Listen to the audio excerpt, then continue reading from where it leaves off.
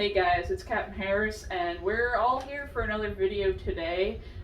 We're trying to rank our favorite songs on Senjutsu without knowing the album. So, Loudwire recently put out a review by a so-called super fan, going track by track saying what they thought, giving comparisons to past songs, past albums, and we went through and tried to rank and make notes of what we think will be our favorite songs and least favorite songs on the album, and I think it'll be really interesting to go back and kind of compare based on another fan's review to see how accurate it actually turned out. So basically a blind guess on another fan's review of the songs. Yeah, initially I wasn't going to read the review because I'm like, oh no, spoilers, but I'm not going to remember. By the time the album comes out, I'm really not going to remember most of the comparisons, so I thought we'd have a little bit of fun with it. And so we read it, and last night we all went through, made our lists, and we're going to go through track by track from least favorite to most favorite. Least favorite to based on the description.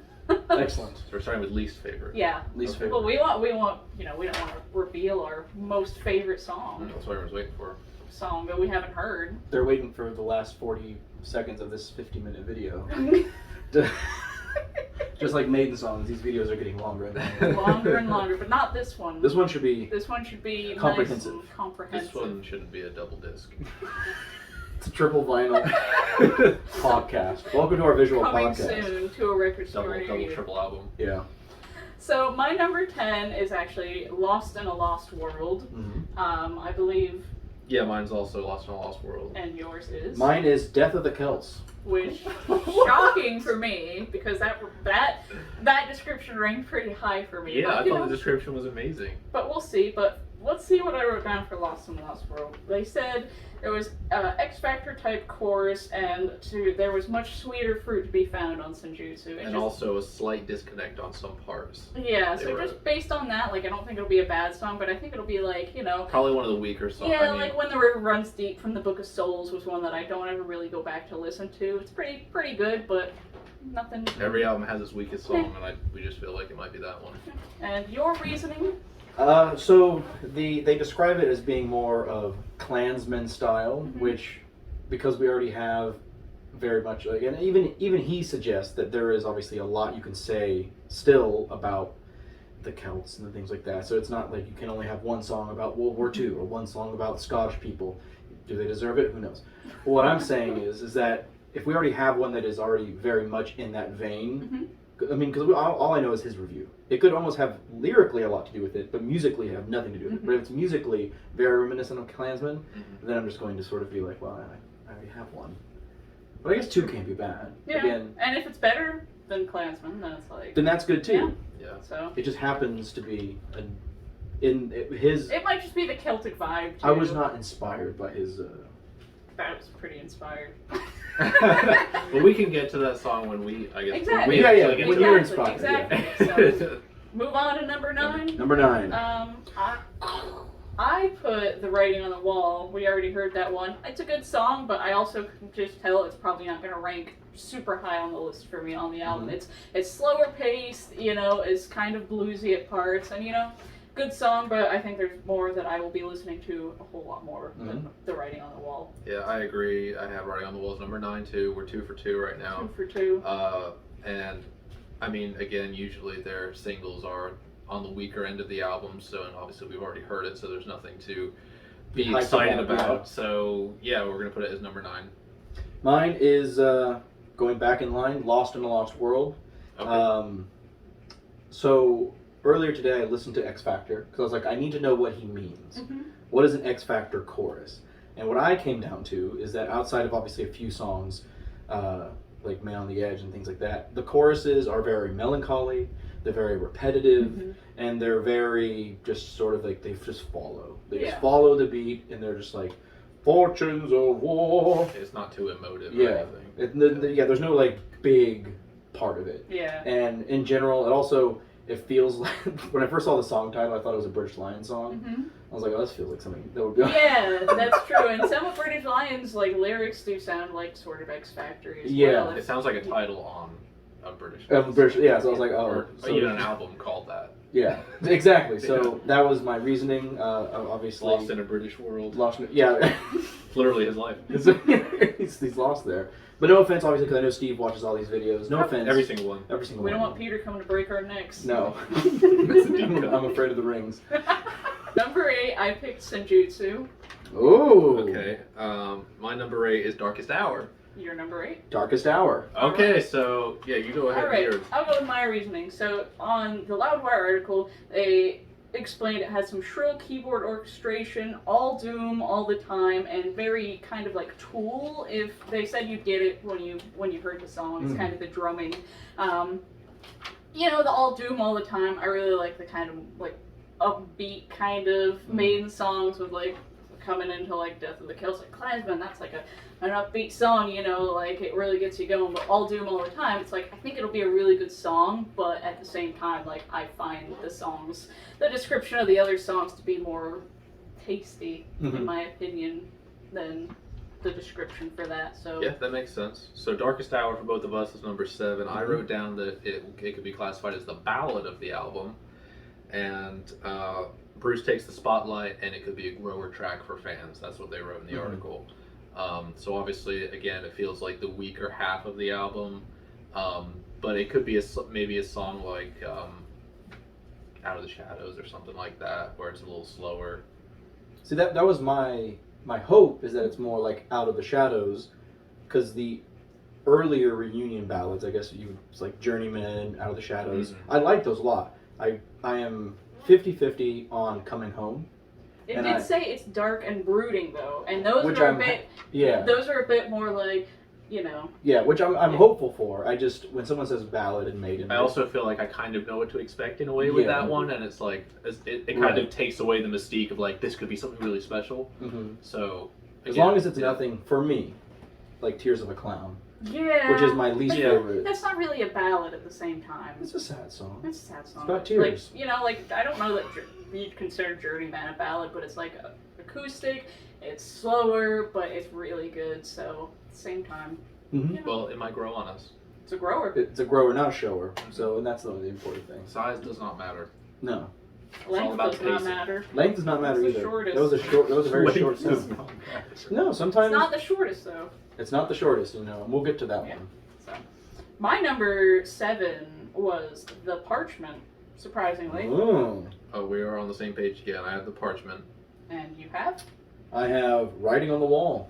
All right. Okay. Let's see. What did I write about The Parchment? It says it's Power Slaves meets the Book of Souls. I wrote down that they called that one a grower. Did they write down? Yeah, they did. They wrote that it could be a grower and it's longer. And I wrote down they have orchestral synths. So to me, it sounds like that could be cinematic sounding. And it also said that you may need a few listens to hear all the subtle nuances. Yeah, that was me for the Red and the Black. When I first heard the Red and the Black, I was like, this could have been like 3 separate songs. Why is all this in one song? Now I absolutely love the Red and the Black. Like that grew on me immensely from the first time that I listened to it, and it's one of my favorite tracks. I can't pick between that and the Book of Souls title track. It makes me think of like Nomad or something like that, Yeah. where you have to go back to it and kind of really You forget you're listening it. to Nomad. Yeah. Halfway through Nomad, you're like, oh shit, I'm still listening to What Nomad. song is this? Yeah.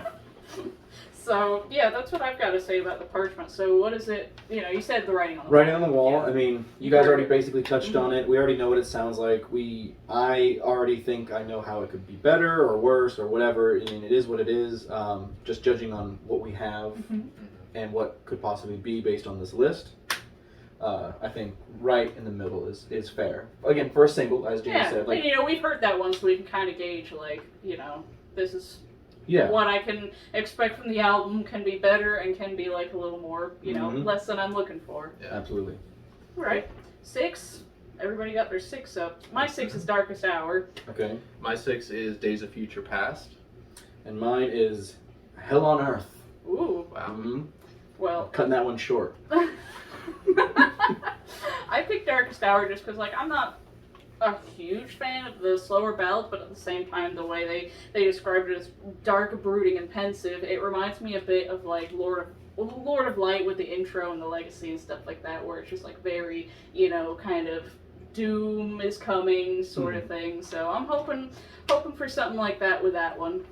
Yeah, so for me, 6 was Days of Future Past, and for what it for what I read, it said begins fast, or it begins a fast rising upward arc, which means it probably gets more exciting as the song goes on, and there's a lot of push and pull in the song, and it's one of the shorter songs, and it makes me think it could be a bit like a Rainmaker or a Death or Glory type song. It also said it screams vintage Maiden.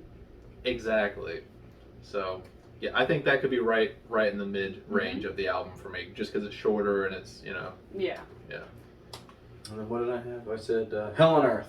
Hell on Earth. The ending track, the one that he said that it could be the best. Yeah. But that's not good enough for me.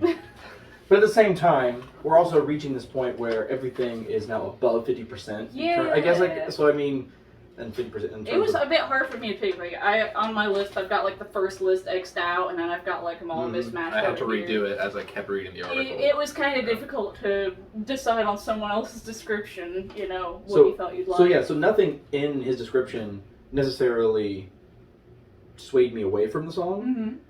Other descriptions Exactly. excited me more. So I'm just gonna say one thing I will say about list. Hell on Earth is they didn't really say that much about it. They also didn't say much about it. But so the ending, which I'll get to when I get to Hell on Earth. they mentioned something about it being sort of like Where the Wild Wind Blows in the beginning. Which, Yeah. Right. But that- Which doesn't But say they much said- at all. That doesn't say much. They It's said 1 minute. all of Steve's epics have a acoustic or slow intro, which some people have complaints about. I don't. That's just how Steve is now. He's so an old man. yeah.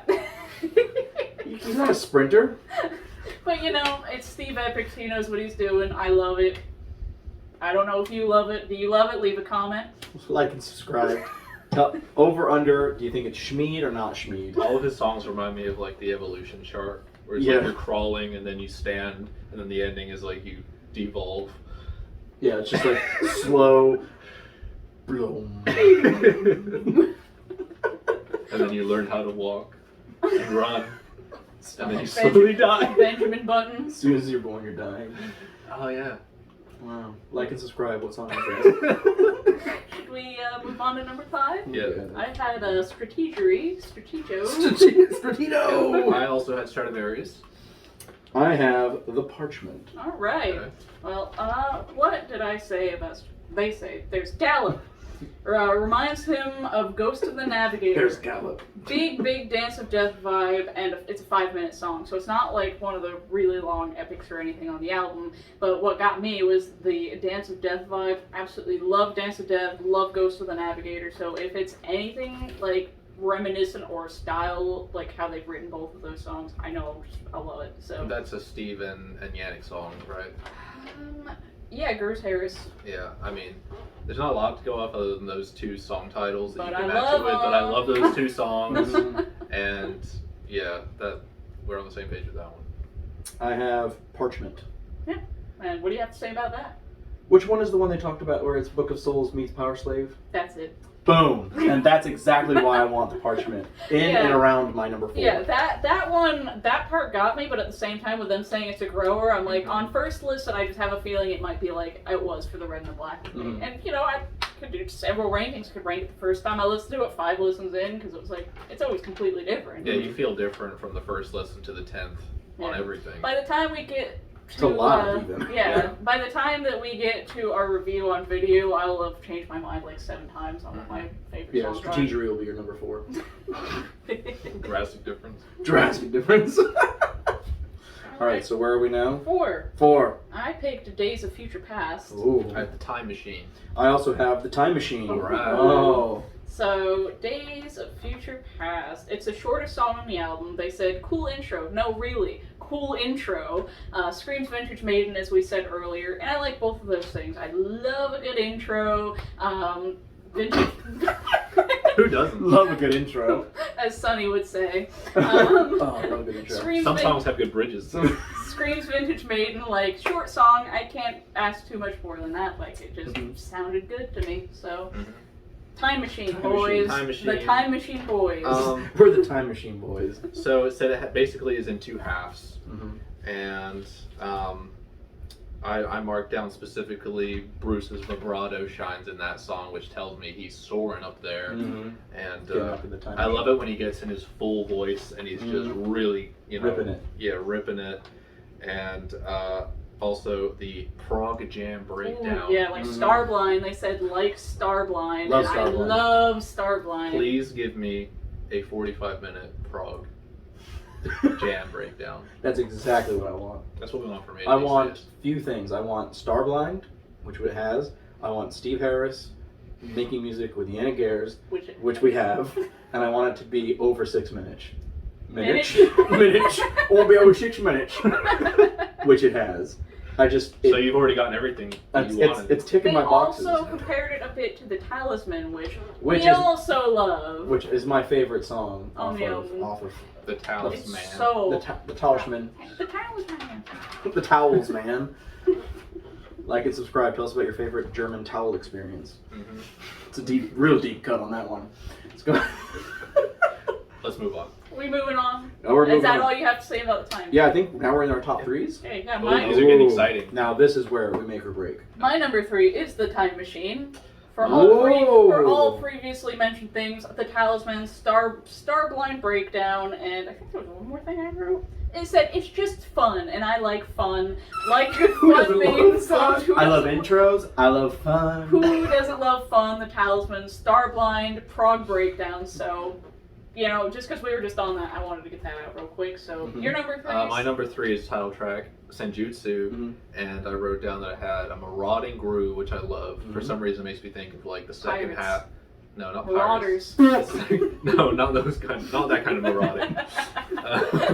When I think of a groove, and that's an Adrian song, correct? Yeah, I think of like the second half of 22 Acacia, and just the way that grooves out. Yeah. And also mentioned the drumming reminds him of Tool, and I'm like, if I could see Nico do some sick he Danny loves Carey Tool. style stuff, I'm like, I'm all in. And it's the first song on the album, which we're all Kicks it excited. We're all excited to hear the album. We've so all heard the that'll first be 3 kickoff. seconds, so Yeah. since then every like promo. Yeah, it'll either be some wind or it'll be a.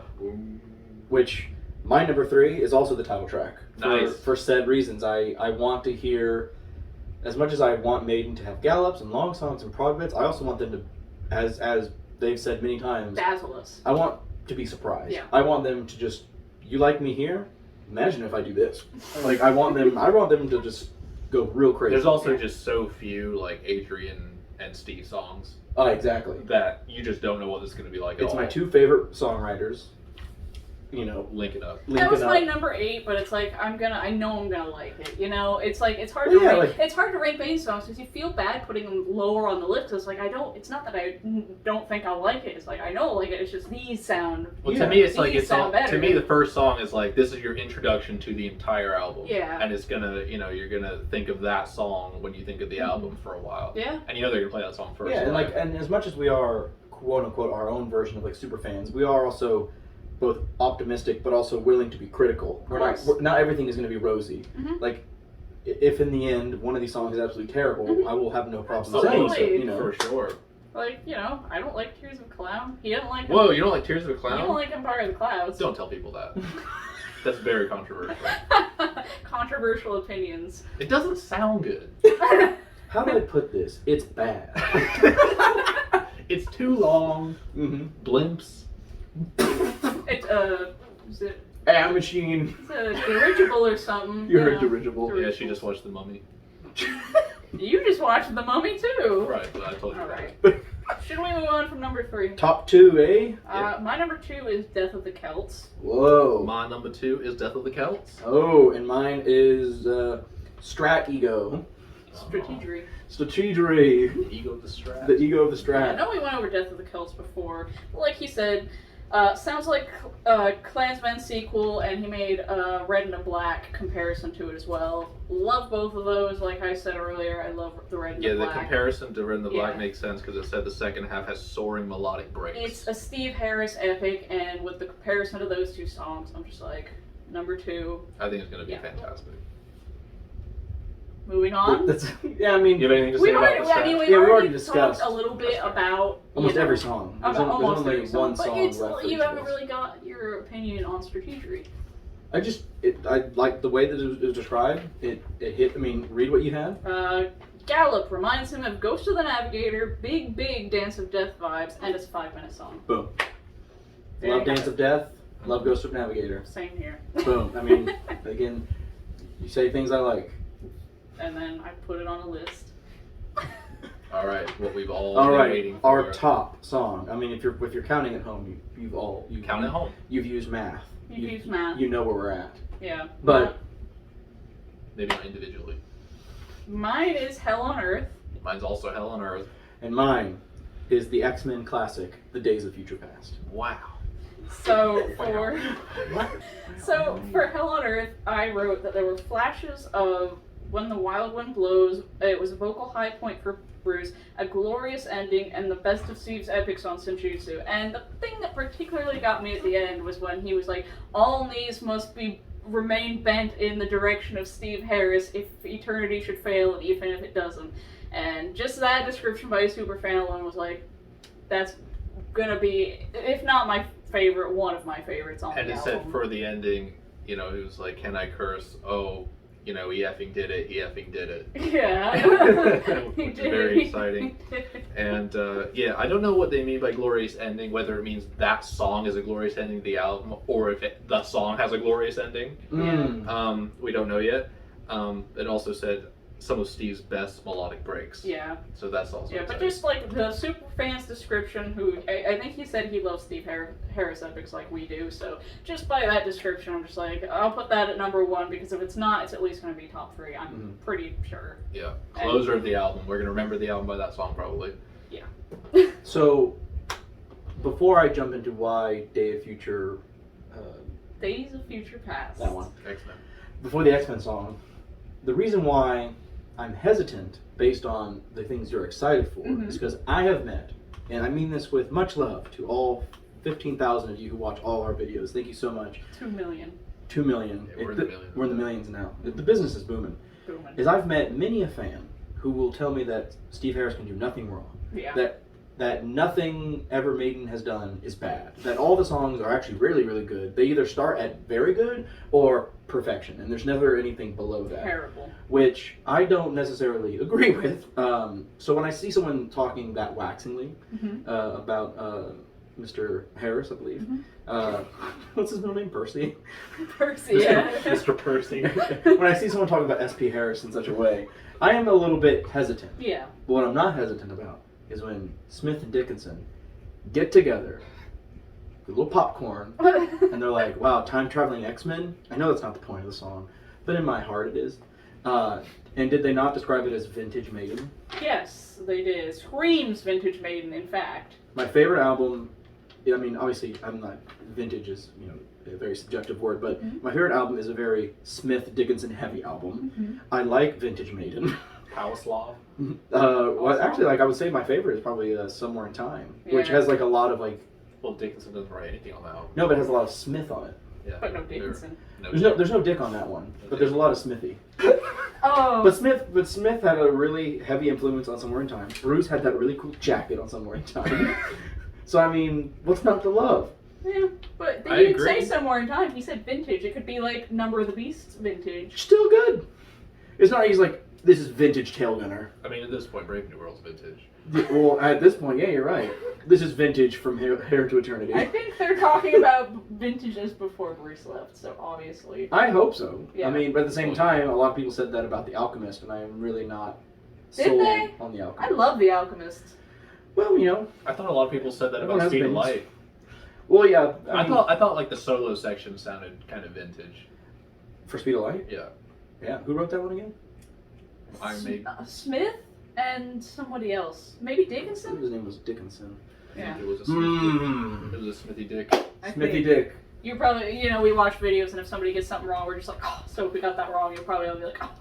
So, Yeah. Tell us everything we got wrong today. Any closing remarks? just maybe comment. What do you think your favorite or least favorite song is going to be? Maybe you could rate the whole album in the comments if you want. I'll leave the Loudwire article link in the description so you guys can check it out. There are spoilers. I mean, if you got to this point in the video, you realize there's spoilers already. So I'll put it in the title if there's spoilers. So, you know, just let us know. Like, comment, ignore these guys. No, and, please don't. Please look only at us. So thanks for watching again. Hopefully we'll have something again for you soon before Senjutsu comes out. Yeah, I wonder what we could possibly do. I don't know. We always figure something out. We do. Somehow, I'm like, okay, now we definitely won't have anything till Senjutsu. And I'm like, guys, I had an idea. I get these 2:34 in the morning texts from Steph. She's like, we gotta do a video. And she didn't actually send it to me at that point. That's just when I wake up to use like the restroom, and I'm like, oh, she texted me so late. But Yeah, he woke up when we were at his door. in the rain, just let us do a video, please. And one more thing, Logan got the FC exclusive box. He did it. So if he... I'm gonna leave a link below to the eBay page where you can buy it, like For much more money. for much more money. So God willing, he will let us... Not the one you bought. Just to clarify, he's not selling the one he bought. No. So, God willing, he will let us come over to his house and do an unboxing video with him so you guys can see what's in the FC exclusive box with us. Poor people who did not buy the FC exclusive box. What's in the box? What's in the box? All right. Alright, see Good you night. guys later. Okay, we'll He move is the on. lord of them. He's the Lord of the Rings. What's that new Marvel movie? The one with the 10 The rings? 10 rings, Of yeah. Azkaban. The basketball, yeah. Peter and the 10 rings. Peter and the 10 rings. Of Azkaban. Hey, they're your people. Hey. Hey, hey.